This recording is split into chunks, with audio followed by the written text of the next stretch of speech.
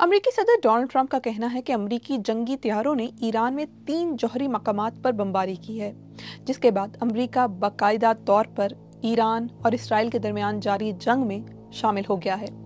दूसरी जानिब अमरीकी हमलों पर अपने इब्तदाई रद्द-ए-अमल में ईरानी वज़ीर ख़ारजा अब्बास अराग़ची ने इन्हें अक़वाम मुत्तहिदा के चार्टर की खुली खिलाफ वर्जी करार देते हुए कहा है कि ईरान अपनी खुद मुख्तारी, मफादात और अवाम के दफ़ा का हक महफूज रखता है।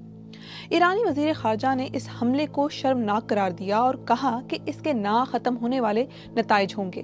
तो ये सब कुछ शुरू कैसे हुआ?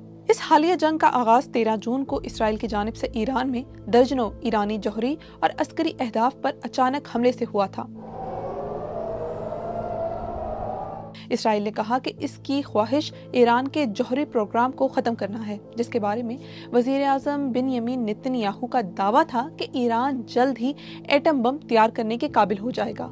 दूसरी जानिब ईरान का इसरार है कि इसके जौहरी अज़ाइम पुरअमन हैं।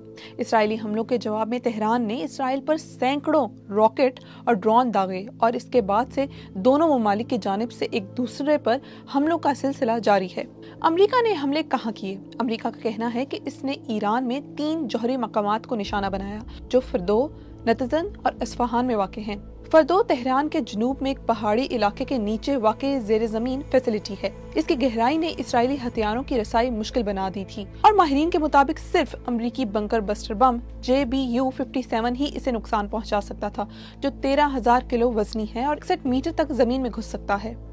ईरान में अमरीकी हमले से क्या नुकसान हुआ है? अगरचे अमरीकी सदर डोनाल्ड ट्रंप अमरीकी हमलों को मुकम्मल कामयाब करार देते हुए दावा कर रहे हैं कि फर्दों की तंसीबात को तबाह कर दिया गया है, लेकिन ताहाल ये वाज़ेह नहीं है कि तीनों जौहरी तंसीबात पर अमरीकी हमले से क्या नुकसान हुआ है। ईरानी हुक्काम की जानिब से इन हमलों के बाद से ही इनको गैर अहम करार देने की कोशिश की जाती रही है। जौहरी तवानाई और यूरेनियम अफसूदगी के आलमी निगरां इदारे IAEA ने अब से कुछ देर कबल एक बयान जारी किया है, जिसमें कहा गया है कि ईरान में जौहरी तंसीबात के इर्द गिर्द की सतह में रेडिएशन में कोई तब्दीली नहीं आई।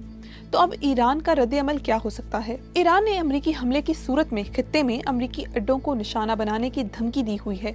मशरिक़ वस्ता के कम से कम 13 मकामात पर अमरीका के फौजी अड्डे हैं, जो बहरीन, मिस्र, इराक, उर्दन, कुवैत, कतर, सऊदी अरब और मुत्तहिदा अरब अमारात जैसे ममालिक में वाक़ हैं।